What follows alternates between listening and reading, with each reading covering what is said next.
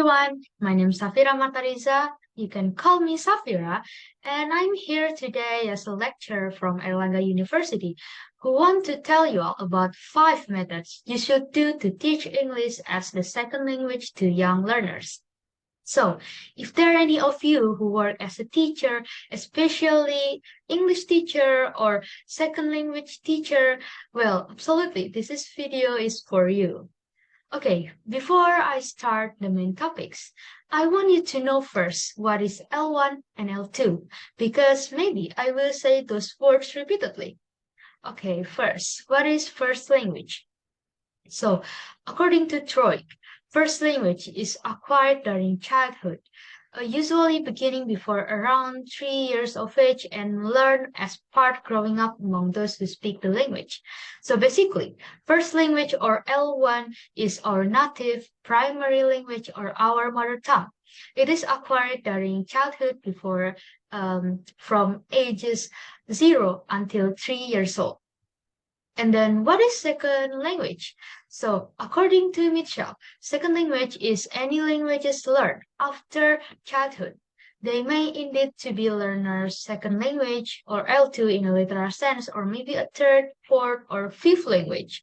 So basically, a second language or we use it to call it as L2. This is an official or societal dominant language needed for education, employment, and other basic purposes. All right, I think you already know about L1 and L2. So let's move to our main topics. Okay, guys, so English is the most widely used language in the world. This language is the mother tongue for more than 400 million people around the world. Every day, millions of people use English at work and social life. When head of state meet each other at the world level conference, English is the language most often used. So it's no wonder, guys, why English has been named as international language, and because of that, that's why learning English is very important for us in this modern era.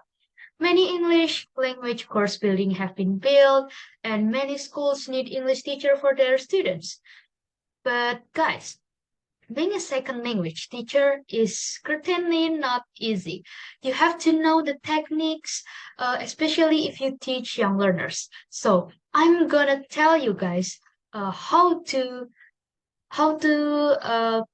teach young learner with this 5 method that obviously you should do to teach English as the second language to young learners.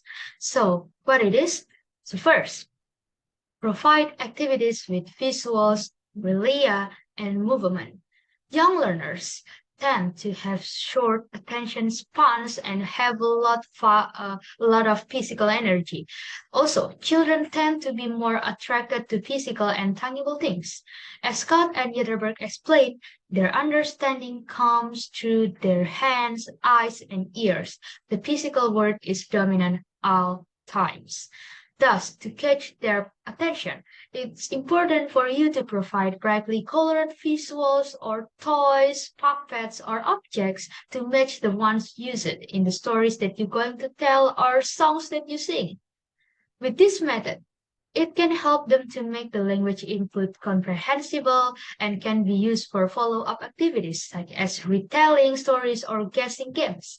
I know maybe this method take a lot of preparation for you because there are a lot of things to make, but don't worry guys, it won't be useless because you can use this object in the following classes. So you can try to make the visuals on thick paper or laminate it whenever possible for future use. In same, the important as adding visuals, so gesture is effective for students to gain understanding of language. For example, you harnessing children physical energy is always recommendable.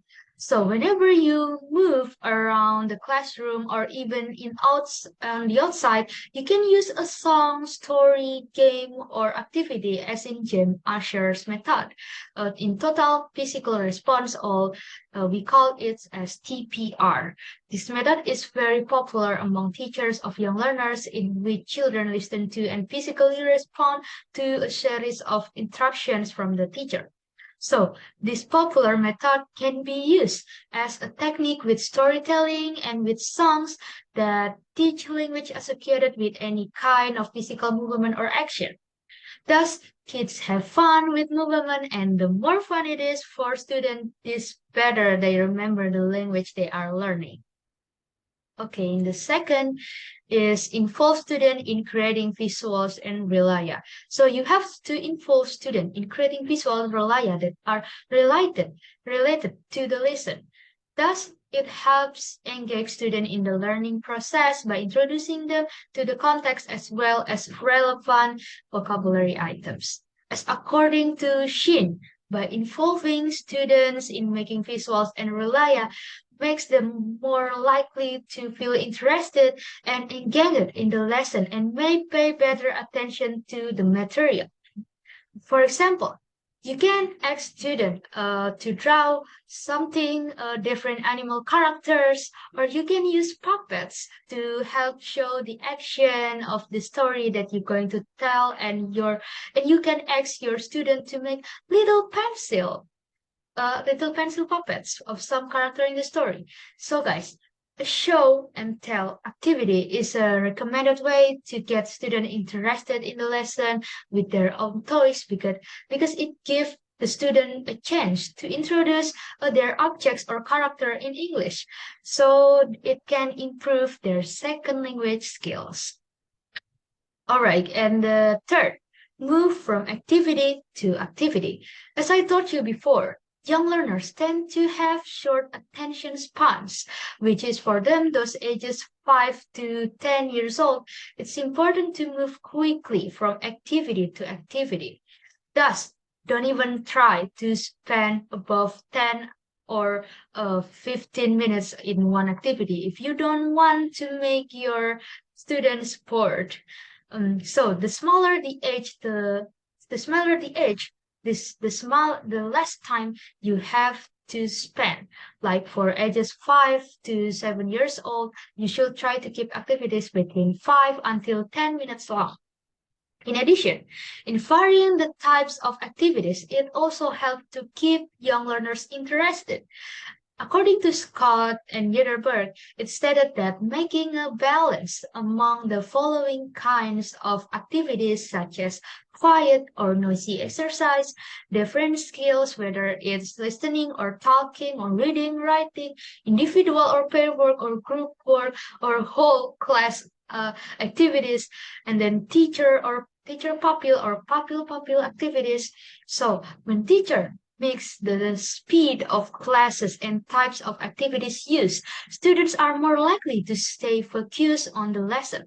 Thus, it can increase the amount of language learning in the class.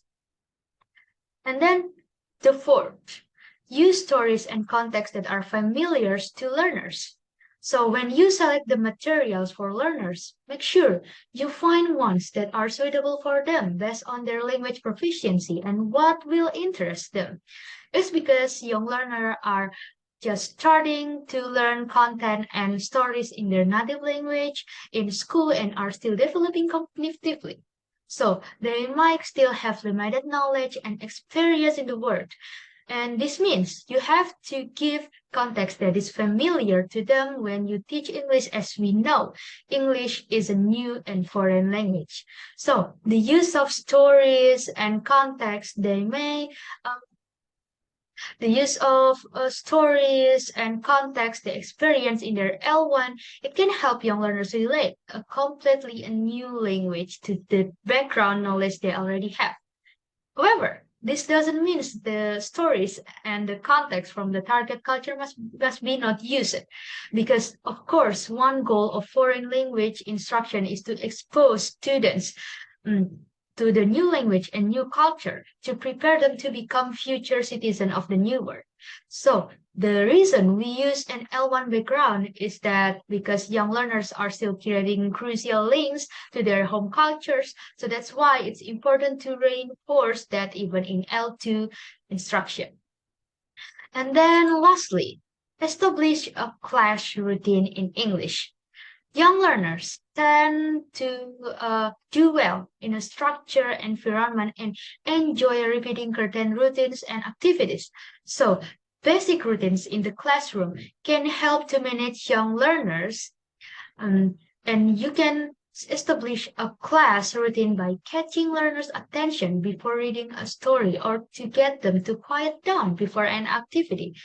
For example, you can clap short rhythms for them to repeat, and then after the learners have calmed down, you can begin the lesson by singing a short song, or and then the learners are familiar with, such as alphabet songs or a chant that they are really like. In addition, you can add classroom language to their routines as well, such as doing real communicative interaction in English. Basically, whatever the routines is, you should make interactions in English around that routine. As according to Cameron, it stated that we can provide opportunities for language development through classroom routines that occurred every day. So, guys, this is are the reference I use to get information about the topic I'm telling you about. If you still curious, you can read all this reference.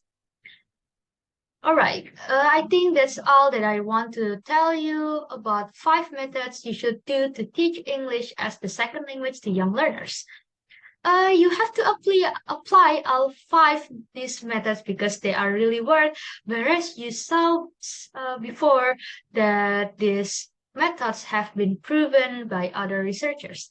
So I hope with this presentation it will help you who at this time maybe have the struggle to teach English to young learners, or for those of you who still considering your teaching methods. Well, this is your solution. Absolutely, this is your solution. That's why you have to do it. So hopefully, guys, this is work for you. Thank you very much. And remember, a good education can change anyone, but a good teacher can change everything. Thank you for watching.